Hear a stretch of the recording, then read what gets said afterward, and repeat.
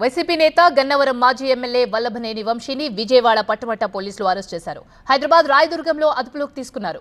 Kidnap, దాడి, ఎస్సీ/ఎస్టీ atrocity కేసులో BNS సెక్షన్లు 141, 308, 351(3) రెడ్ విత్ 3(5) కింద వంశీపై కేసు నమోదు చేశారు. వైసీపీ అధికారంలో ఉండగా గన్నవరం టీడీపీ కార్యాలయంపై జరిగిన దాడి కేసులో వంశీ A71గా ఉన్నారు. సత్యవర్ధన్ను కిడ్నాప్ చేసి బెదిరించినట్లు వంశీపై ఆరోపణలు కూడా ఉన్నాయి. గన్నవరం టీడీపీ కార్యాలయంలో కంప్యూటర్ ఆపరేటర్గా పనిచేస్తున్న సత్యవర్ధన్ను కిడ్నాప్ చేసి బెదిరించినట్లు వంశీపై ఆరోపణలున్నాయి.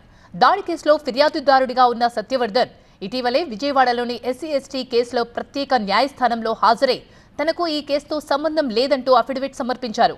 ఆ తర్వాత టీడీపీ కార్యాలయంపై దాడి కేసులో తనను బెదిరించి తప్పుడు వాంగ్మూలం ఇచ్చారని పోలీసులకు ఫిర్యాదు చేశారు. దీంతో విజయవాడ అదనపు డీసీపీ కృష్ణ సిబ్బంది హైదరాబాద్ చేరుకుని వంశీని అరెస్ట్ చేశారు. మరోవైపు వంశీని అరెస్ట్ చేస్తున్నట్లు ఆయన భార్యకు పోలీసులు నోటీసులు ఇచ్చారు. వల్లభనేని వంశీ మరికొన్ని కేసుల్లోనూ నిందితుడిగా ఉన్నారు.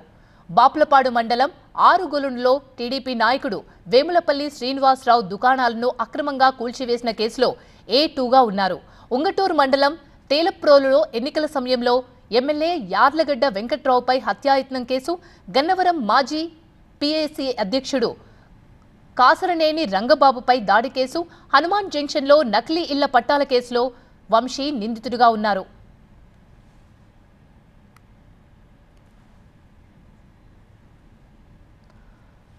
సో ఈరోజు మార్నింగ్ నుంచి కూడా వంశీ అరెస్ట్కి సంబంధించి ఒకసారి టైమింగ్ చూస్తే 5 గంటల సమయంలో గచ్చిబౌలిలోని వంశీ ఇంటికి పట్టమట్ట పోలీసులు చేరుకున్నారు. 5 గంటల 15 నిమిషాల సమయంలో వంశీని అరెస్ట్ చేయాలని నోటీసులు జారీ చేశారు పోలీసులు. ఇక 6 గంటల సమయంలో వంశీని అరెస్ట్ చేసి వంశీ భార్యకు పోలీసులు నోటీసులు అందజేశారు. ఇక 7 గంటల సమయంలో గచ్చిబౌలి నుంచి విజయవాడకు వంశీని తరలించారు.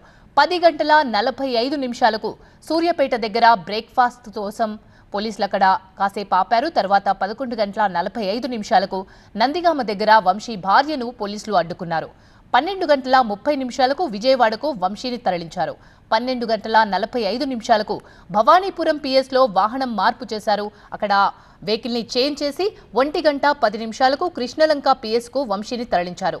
1 గంట 15 నిమిషాల్లో PS లో వంశీని ప్రశ్నించారు పోలీసులు.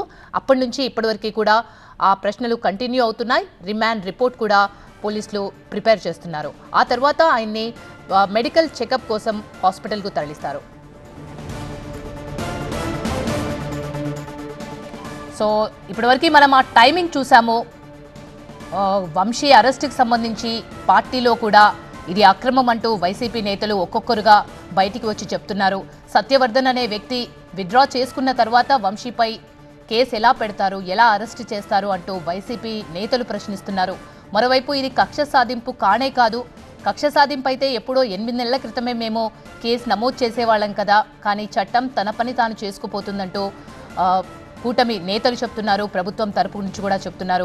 ఓవరాల్గా మార్నింగ్ నుంచి అరెస్ట్ నుంచి ఇప్పటివరకు కూడా హైడ్రామా చోటు చేసుకుంది.